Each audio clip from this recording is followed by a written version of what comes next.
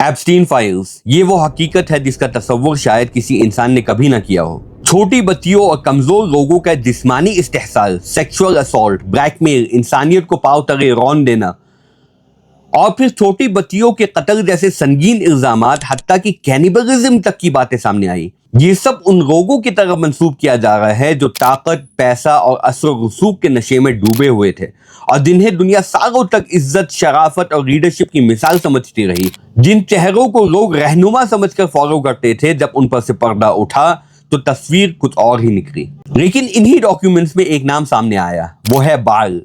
बाल वो बुत है जिसकी परस्तिश पिछले जमाने में की जाती थी। कुछ लोगों ने दावा किया कि फाइल्स में बाल का जिक्र है, कुछ ने कहा कि ये सिर्फ टाइपो या स्कैन एरर है, कुछ ने इसे एक गहरी साजिश के तौर पे सामने रखा। यानी अब सिर्फ जुर्म की बात नहीं हो रही थी, बल्कि इस बात पर भी सवाल उठने लगे कि क्या इन इलीट लोगों का कोई रुझान पुराने बुत परस्ती या शैतानी रिवायतों की तरफ भी है। क्या वाकई एप्स्टीन और उससे मिलने वाले बाल को पूछते थे? क्या वाकई बाल के नाम पर ह्यूमन सैक्रिफाइसेस किए जाते थे? क्या ये सब बाल से ताकत और दौलत के हुसूल के लिए किया जाता था? क्या सैटेनिक रिचुअल्स भी इसका हिस्सा थी?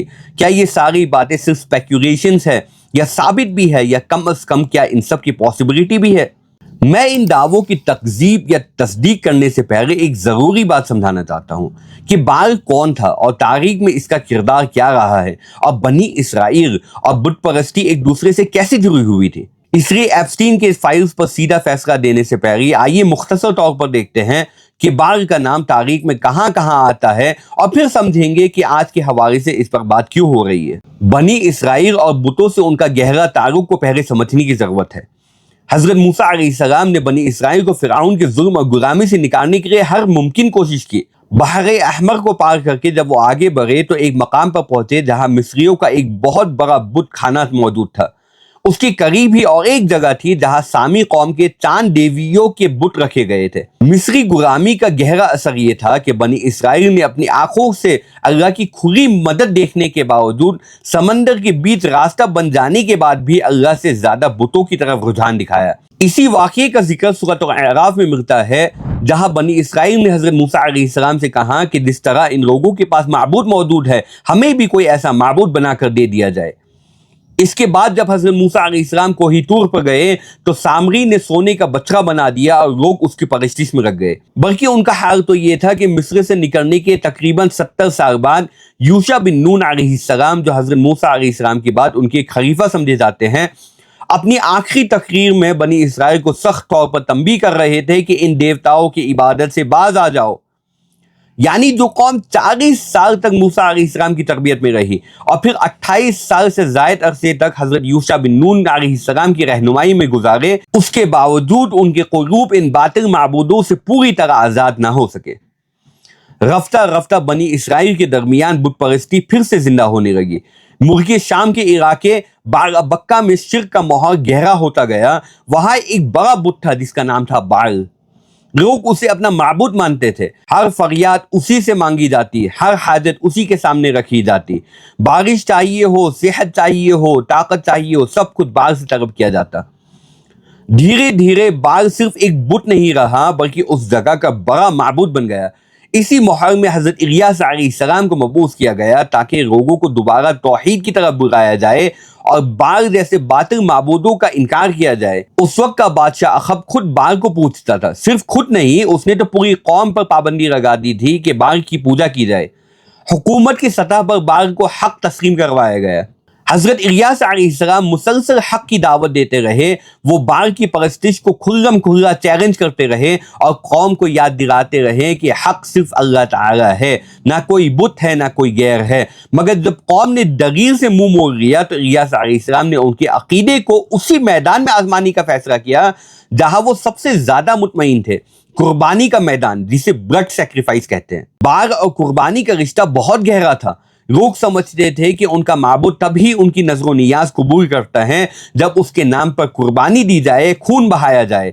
तब इलियास अलैहिस्सलाम ने उनसे कहा कि आओ एक गाय की कुर्बानी करते हैं, जिसका माबूद हक होगा उसकी कुर्बानी को आसमान से आग आकर जगा देगी, फिर फैसला हो जाएगा कि हक किसके साथ है।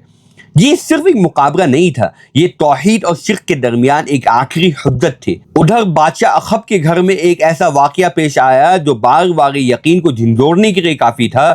اس کا سب سے پیارا بیٹا جو شکل میں بالکل باپ پر گیا تھا، اتنا سخت بیمار ہوا کہ بادشاہ کو نا امیدی ہونے لگی۔ اب دیکھیے پوری سلطنت بار کے ارد گرد گھومتی تھی۔ اس کے ارد گرد 400 خادم مقرر کیے گئے تھے جنہیں لوگ غیب کی خبر سننے والے سمجھ کر انبیاء کہتے تھے۔ یہ خادم بت کے پاس کان لگا کر بات سننے کا دعویٰ کرتے تھے اور پھر قوم کو بتاتے تھے کہ بار نے یہ کہا ہے، بار نے یہ حکم دیا ہے۔ جب شہزادے کی بیماری شدت پکڑ گئی، بادشاہ نے انہی سے کہا کہ بار سے میرے بیٹے کے لیے سفارش کر دو۔ وہ گر گراتے رہے مگر کوئی جواب نہ آیا، نہ کوئی غیبی خبر آئی، نہ کوئی پیغام آیا، صرف خاموشی تھی۔ بار بالکل کمزور نظر آنے لگا۔ یہاں سے ایک نیا راگ چھیڑا گیا کہ لوگوں نے کہا کہ بار آپ سے ناراض ہے، اگر ناراض نہ ہوتا تو ضرور جواب دیتا۔ بادشاہ حیران ہوا کہ یہ ناراض کیوں ہے جبکہ میں اس کی پوجا کرتا ہوں۔ پھر وہ بات سامنے رکھی گئی جو اصل مقصود تھی کہ بار کی ناراضگی کی وجہ یہ ہے کہ آپ نے اب تک الیاس کو قتل نہیں کیا، وہ بار کا منکر ہے اور زندہ بچ نکلا۔ بادشاہ نے کہا میں ابھی بیٹے کے امتحان میں پھنسا ہوں، جب بیٹا سنبھل جائے پھر الیاس کو ڈھونڈ کر قتل کر دوں گا اور بار کو راضی کر لوں گا۔ بلکہ اتنا ہی نہیں، اس سلسلے میں بادشاہ نے اپنے خادموں کو یہاں وہاں بھیجا کہ وہ جائے اور اطراف کے معبودوں سے فریاد کرے اور ان کے سامنے یہ بات رکھے کہ وہ جا کر بار سے میرے بیٹے کے متعلق سفارش کرے۔ تو یہ وہ بار تھا جسے معبود سمجھا گیا، حاجت روا مانا گیا اور جس کے لیے قربانی تک دی جاتی تھی۔ اب ایپسٹین فائلز میں بار کا ذکر حقیقت ہے، ٹائپو ہے یا سکین ایرر ہے، اس پر یقین کے ساتھ کچھ نہیں کہا جا سکتا۔ اس پر مختلف رائے موجود ہے، لیکن تاریخ یہ ضرور بتاتی ہے کہ جب انسان توحید سے دور ہو جاتا ہے تو وہ کسی نہ کسی بت کو ضرور اپنا لیتا ہے، چاہے وہ پتھر کا ہو، نظام کا ہو، طاقت کا ہو یا خواہش کا۔ طاقت کے لیے شیطانی رویے اختیار کرنا، گندے طریقوں سے مقاصد حاصل کرنا، انسانی حکمت کو پاؤ تلے رون دینا، یہ کوئی داستان نہیں ہے۔ آج بھی دنیا میں ایسے گروہ اور افراد موجود ہیں جو پاور کے لیے، طاقت کے لیے حد پار کرنے کے لیے بھی تیار ہے۔ ایپسٹین کے یہاں بار کی پرستش ہوتی تھی یا نہیں، یہ اپنی جگہ ایک بحث ہے، لیکن تاریخ گواہ ہے کہ انسان نے کبھی رات و عزا کو پوجا، کبھی ود، سوا، یغوث، یعوق، نصر کو پوجا۔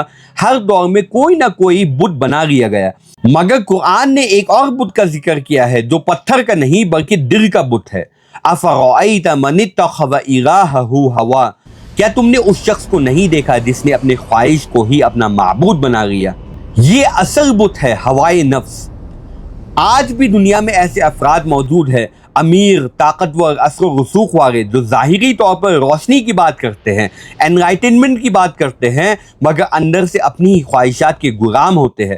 دین انہوں نے بیچ دیا، ضمیر انہوں نے بیچ دیا، اور پھر جب ظلم ہوتا ہے، چاہے غزہ پر ہو، برما میں ہو، تو ان کی زبان بند رہتی ہے، وہ صرف دیکھتا ہے یا پھر خاموش رہتا ہے۔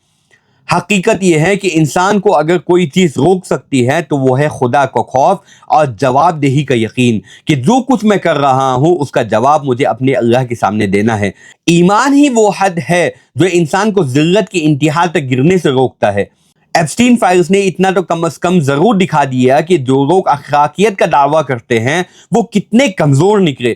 جب ہوائے نفس کو خدا بنا لیا جائے تو انسان کسی اور پر انگلی اٹھاتے ہوئے بھی اپنے آپ کو نہیں دیکھتا۔ اور ایک سوال جو ہمیشہ مسلمانوں کے ذہن میں اٹھتا تھا کہ اتنے بڑے بڑے حکمران، اتنی طاقتور قوتیں، جب مظلوم پر ظلم ہوتا ہے تو آگے کیوں نہیں آتی، کیوں خاموش رہتی ہے؟ شاید آج کم از کم ایک پہلو سمجھ آنے لگا۔ جو اپنے آپ کو ہی بچانے میں لگا ہو وہ مظلوم کو کیسے بچائے گا؟ جو اپنے گناہوں کے بوجھ تلے دبا ہوا ہو وہ ظالم کے سامنے بولنے کی ہمت کیسے کرے گا؟ ایسے لوگ اپنی حفاظت کے لیے ظالم کے ساتھ کھڑے ہوں گے یا کم از کم اس کے خلاف بولنے کی جرات نہیں کریں گے۔ ایسے حالات میں واقعتاً ایمان جوش مارتا ہے، دل چاہتا ہے کہ ببانگ دہر یہ اعلان کیا جائے کہ الحمدللہ، یہ اللہ کا ہمارے اوپر احسان ہے کہ اس نے اپنے وجود کا یقین ہمیں عطا فرمایا۔ الحمدللہ کہ ہم مسلمان ہیں، الحمدللہ کہ خدا کا خوف ہمیں ان گھٹیا، ضریر اور بے حیا حرکتوں سے روکتا ہے جن میں انسانیت گر کر ٹوٹ جاتی ہے۔ یہ ایمان ہی ہے جو انسان کو حد سے آگے بڑھنے سے روکتا ہے۔ یہ اللہ کا خوف ہی ہے جو انسان کو اندھیروں میں بھی روشنی پر قائم رکھتا ہے۔ الحمدللہ کہ ہم مسلمان ہیں۔